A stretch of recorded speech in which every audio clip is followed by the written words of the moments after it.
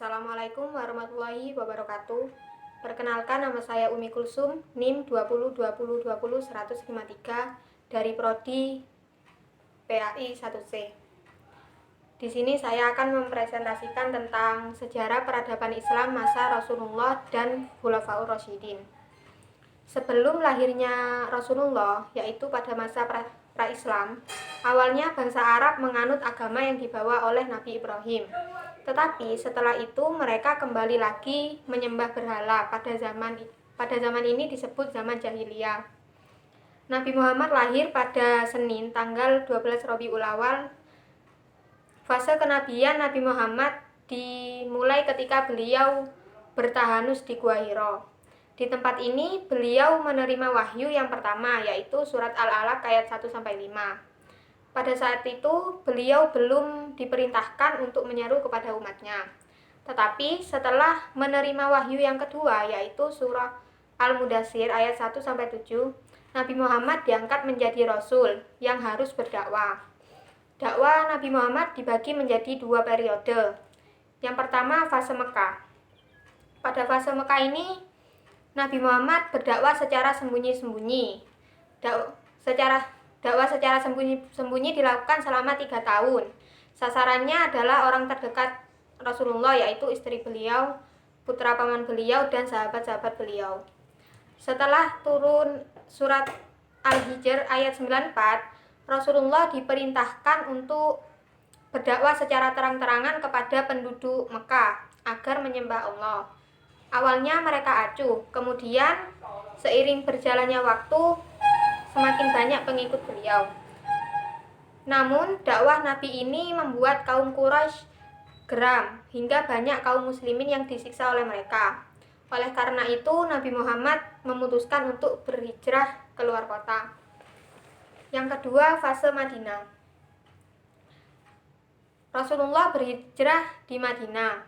Madinah sengaja dipilih Allah sebagai darul hijrah dan pusat perkembangan agama Islam ke seluruh penjuru dunia karena tanahnya yang subur dan letaknya yang strategis. Setelah Nabi menjadi kepala pemerintahan, Nabi melakukan banyak hal, yaitu mendirikan masjid. Di samping sebagai sarana ibadah, masjid juga sebagai pusat pemerintahan. Kedua, ukhuwah Islamiyah, yaitu mempersatukan kaum muhajirin dan ansor. Ketiga, persahabatan dengan pihak non-muslim dengan membentuk Piagam Madinah. Piagam Madinah ini berisi kebebasan agama terjamin semua kelompok, kewajiban saling membantu dan mendorong antara penduduk Madinah Muslim dan Yahudi Madinah. Setiap masyarakat berkewajiban mempertahankan keamanan negeri dan serangan musuh. Saling mengadakan kerjasama antar penduduk Madinah dalam rangka menjaga keamanan kondisi Madinah. Dan yang terakhir, Rasulullah sebagai pemimpin tertinggi di Madinah. Dengan terbentuknya negara Madinah, Islam bertambah kuat sehingga perkembangannya pesat. Itu membuat orang Mekah risau. Untuk menghadapi gangguan ini, Rasulullah membentuk pasukan perang yang terdiri dari kaum Ansor dan Muhajirin. Rasulullah membawa banyak perubahan. Dari segi agama, bangsa Arab yang semula menyembah berhala berubah menganut agama Islam. Dan dari segi masyarakat, bangsa Arab menjadi negara yang disiplin terhadap nilai-nilai kemanusiaan. Dari segi politik, bangsa Arab menjadi bangsa yang besar yang bersatu di bawah bendera Islam. Kemudian kepemimpinan masa Khulafaur Rasyidin. Khulafaur Rasyidin terdiri dari 4, yaitu Abu Bakar As-Siddiq, Umar bin Khattab, dan Utsman bin Affan dan Ali bin Abi Thalib. Yang pertama, Abu Bakar As-Siddiq memerintah pada tahun 11-13 Hijriah. Konsep pemerintahan Abu Bakar bersifat sentral. Jadi, kekuasaan legislatif, eksekutif, dan yudikatif terpusat di tangan khalifah.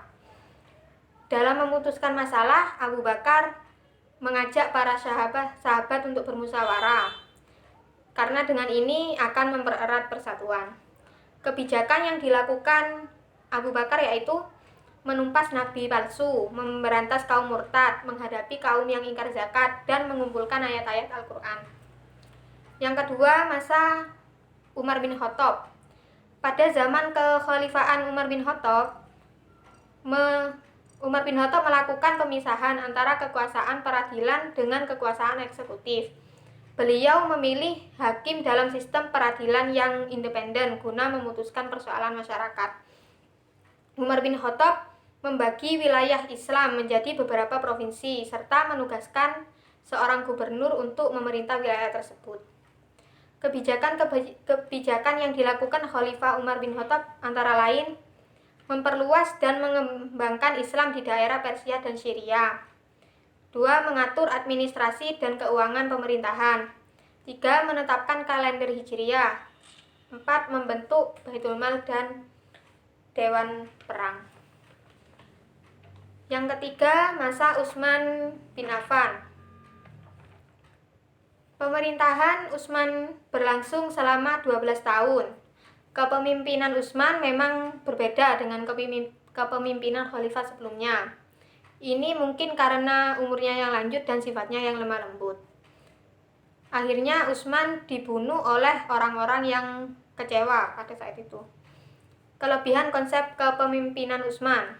1. Perluasan wilayah Islam dengan menguasai Armenia, Tunisia, Siprus, Rhodes, sebagian Persia, Transoxania, dan Tabaristan.